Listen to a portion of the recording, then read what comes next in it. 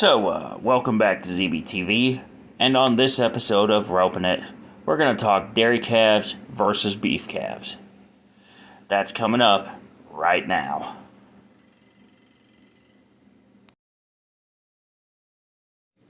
Friends and followers, welcome back to my channel and greetings from home.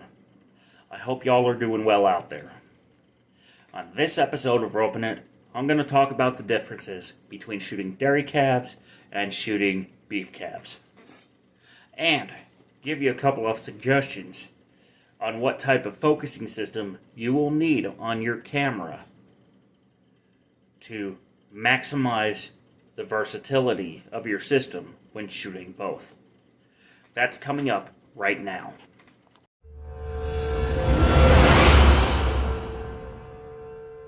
Okay, so on this episode of Ropin' It, I'm talking about dairy calves versus beef cattle. This is going to be a fun subject. So, we're going to learn a little bit about behavior first off. And second off, why your camera's focusing system might have an issue if you have dairy calves thrown in the place of a beef cow. So, let's get started on this. The first thing you notice about the dairy cow is the psychedelic spots. The blacks, the whites, and nothing in between. Whereas a beef cow may be more speckled like this one, or maybe just a plain color. Now, there's a couple different cattle breeds in particular that are known for their beef. Herefords, Beefmasters, and of course, Watusis, and that weird combination of all three, the Texas Longhorn, which is shown here. The Texas Longhorn is kind of unique and makes things really easy for a camera to track because he's got those big horns on there that any camera focusing system can pick up on. And if your camera has a head or helmet tracking feature, this is a great way to test it. And same goes for this particular calf who kind of has shorter horns, but the same idea applies.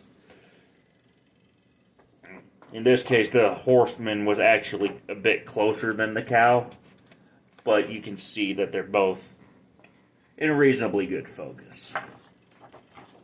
Now, here's the problem with the dairy calf. You see, the dairy calf has the contrast, and there's no horn to focus on the head.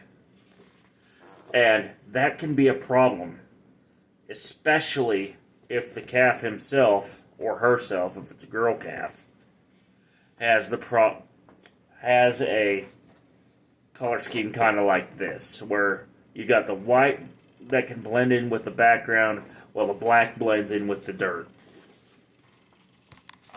And some cameras will have trouble focusing on that, while others, depending on the model, will be okay.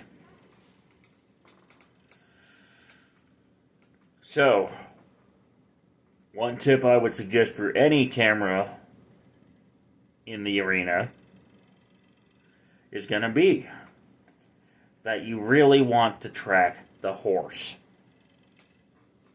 Because the horse is larger, is easier for the camera to focus on, and if you are going to focus on the cow, it's going to be a bit tough until you learn your camera's autofocusing system. And for some users, that'll be easier than it will be for others. Those of y'all with Canon, Sony, and Olympus systems, like this Canon M50 right here, you'll have a dadgum easy time compared with those who have Panasonics and Leicas. And the reason is because of differences in the autofocus.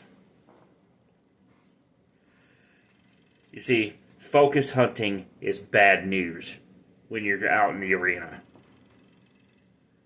And therefore, you want a camera that can track reasonably quick and is reliable. And that's whether you shoot DSLRs or mirrorless. Me personally, I like both. And that's part of the reason why I'm in the Canon system. They have both options for me. Now, one thing I like about mirrorless cameras over DSLRs is the electronic viewfinder.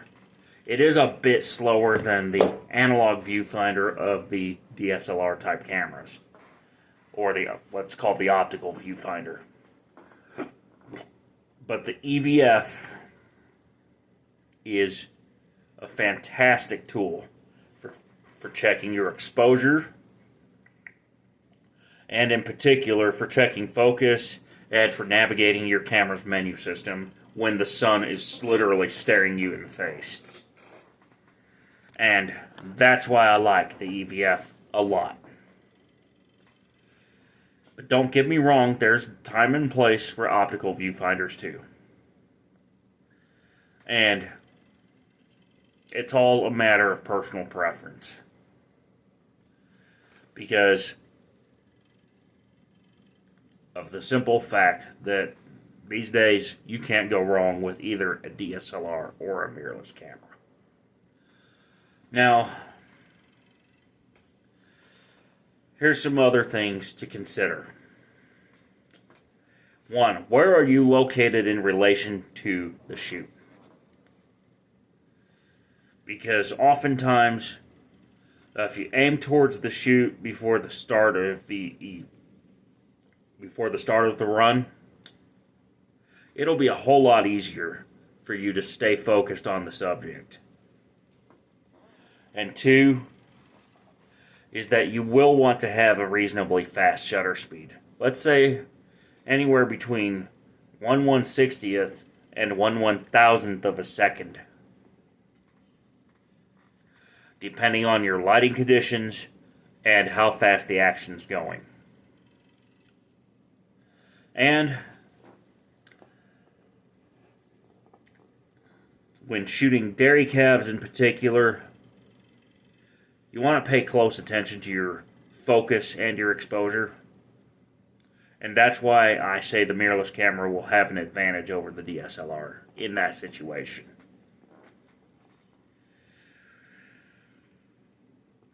So, let's get out there and get shooting as soon as they get roping. And it's also a wise idea, if you're going to be photographing team roping or breakaway roping of any kind, that you get your own rope and actually do some practice yourself. And to help make it easier for you to carry that rope, or to carry anything else you need to bring along, I've recently launched my own line of tote bags, t-shirts, and tumblers to help you get set up right.